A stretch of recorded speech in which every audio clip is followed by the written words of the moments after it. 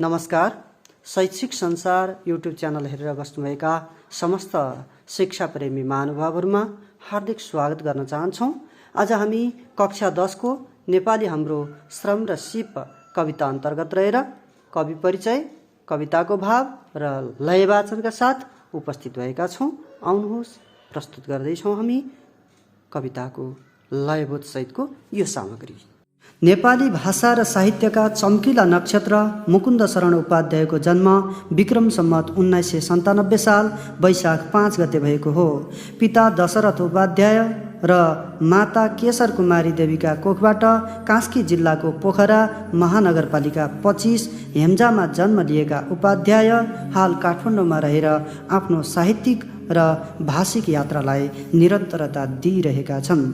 सम्पूर्णानन्द विश्वविद्यालयबाट संस्कृत साहित्यमा आचार्यसम्मको अध्ययन गरेका उपाध्यायले त्रिभुवन विश्वविद्यालयबाट संस्कृतमा MA र वङ्गीय संस्कृत प्रतिष्ठानबाट वेदान्त तीर्थ परीक्षा उत्तीर्ण गरेका थिए।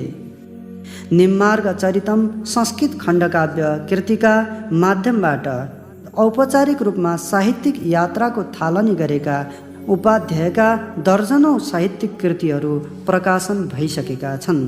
प्राकृत पोखरा 2021, महाभारत सूक्ति सुधा, धरती र आकाश कविता सङ्ग्रह, वरदान उपन्यास 2017, शैल सरिता संस्कृत कविता सङ्ग्रह, शरणागति शतकम संस्कृत खण्डकाव्य, महेन्द्रालङ्कार अलङ्कार परिचय कृति 2018, नारायण कवचम गीता प्रेसबाट प्रकाशित जस्ता कृतिहरू रचना गरेर पाठकका मनमा बस्न सफल उपाध्यायका शब्द सम्पदा, व्याकरण विज्ञान जस्ता केही प्रकाशोन्मुख कृतिहरू रहेका छन्। साहित्यिक यात्रामा लीन भइरहेका उपाध्याय 2034 सालदेखि भाषिक अभियन्ताका रूपमा समेत देखा परेका छन्। नेपाली भाषाको वर्णविन्यासमा गरिएका परिवर्तनप्रति आफ्नो विमति राख्दै विक्रम सम्वत 2034 सालदेखि आफ्नो व्याकरणिक नीतिसहित उनी निरन्तर सङ्घर्षको मैदानमा उत्रिरहेका छन्। भैरव अर्यालका शब्दमा प्रकृति चित्रणका सशक्त प्रतिभाद्वारा अलङ्कृत उपाध्याय आफ्ना कृतिमा राष्ट्रप्रेम, देशभक्ति, धार्मिक, आध्यात्मिक चिन्तन तथा प्रकृतिको सुन्दर चित्रणमा छताछुल्ल पोखिएका छन्। यसरी नेपाली साहित्यमा उनले गरेको योगदानको उच्च कदर गरी विभिन्न संस्थाले विभिन्न समयमा सम्मान गर्ने गरेका छन्। 2021 सालमा मदन पुरस्कार जुन प्राकृत पोखरा खण्डकाव्यका लागि प्राप्त गरेका उपाध्याय आदिकवि भानुभक्त पुरस्कार लगायत दर्जनौं पुरस्कारहरूबाट पुरस्कृत र सम्मानित भइसकेका छन्। नेपाली भाषा र साहित्यका क्षेत्रमा पुर्याएको योगदानको उच्च मूल्याङ्कन गर्दै पछिल्लो समय विक्रम सम्वत 2079 फागुन 27 गते नेपाली भाषा शिक्षक परिषद कास्की नेपालद्वारा कविलाई आफ्नै जन्मभूमि पोखरामा भव्य रूपमा सम्मान गरिएको थियो। कविको नेपाली हाम्रो श्रम र सिप कविता एक उत्कृष्ट पद्य रचना हो। नेपालीको श्रम र सिपलाई खुलेर प्रशंसा गरेको यस कवितामा नेपालीहरू स्वर्गको बगैँचा जस्तो सुन्दर भूमिमा रमाएको भाव प्रस्तुत गरिएको छ। यस्तो सुन्दर भूमिलाई सजाउन सम्पूर्ण नेपालीलाई आह्वान गरिएको यस कवितामा राष्ट्रियताको भाव मुखरित भएको छ। अनुष्टुप छन्दमा विरचित यस कविताले प्रत्येक नेपालीलाई राष्ट्र निर्माणमा जुट्न गरेको आह्वानबाट पाठक मनमा ऊर्जा जगाएको छ। नेपाली साहित्यका मूर्धन्य स्रष्टा कवि मुकुन्द शरण उपाध्यायद्वारा रचित नेपाली हाम्रो श्रम र सिप एक उत्कृष्ट पद्य रचना हो। राष्ट्र र राष्ट्रियताको भाव मुखरित भएका कवितामा दौडिने कविको लेखनी यस कवितामा पनि नेपालीहरूको कर्मशीलता र सिपको प्रशंसा गर्न उद्यत देखिन्छ। प्रकृतिले माया गरेको, पुर्खाहरूले सिँगारेर हस्तान्तरण गरेको विषयलाई उजागर गर्दै यसको गरिमालाई चुलीमा पुर्याउन सम्पूर्ण नेपाली एकजुट भएर कर्ममा लाग्नुपर्ने र समृद्ध नेपाल निर्माण गर्नुपर्ने भावले युक्त प्रस्तुत कविता लोक छन्द अन्तर्गतको झ्याउरे छन्दमा संरचित छ।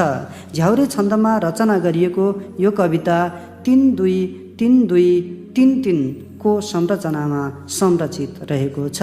जम्मा 16 अक्षरको एक पंक्ति हुने प्रस्तुत कविता वाचन गर्दा झ्याउरे छन्दको संरचनालाई अवलम्बन गरी वाचन गर्न सकिन्छ। प्रस्तुत छ कवि मुकुन्द शरण उपाध्यायद्वारा विरचित झ्याउरे छन्दमा संरचित नेपाली हाम्रो श्रम र सिप कविता। नेपाल बाँचे नेपाली हाम्रो गौरव बाँच्नेछ, नेपाली भाषा संस्कृति कला साहित्य साँच्नेछ। यसैले आऊ नेपाललाई बलियो बनाऊ, नेपाली हाम्रो श्रम र सिप स्वदेशमै लगाऊ। नेपाल भोको रहन्छ सितो एउटैले नखाए, नेपाल नाङ्गो रहन्छ टालो एउटैले नलाए। यसैले आऊ खाना र नाना सबैलाई पुर्याऊ, नेपाली हाम्रो श्रम र सिप स्वदेशमै लगाऊ। पहाड भन्छ पसिना पाए म स्वर्ग बोलाउँथे, तराई भन्छ सिँचाइ पाए म सोना झोलाउँथे। के छ र गाह्रो होस्टेलमा हैसे सबैले मिलाए, सबैले चोखो श्रम र सिप स्वदेशमै लगाए। यो कस्तो देश सृष्टिकै बेला विज्ञान पाएको, देवता ऋषि मनुष्य मिली वेदान्त गाएको।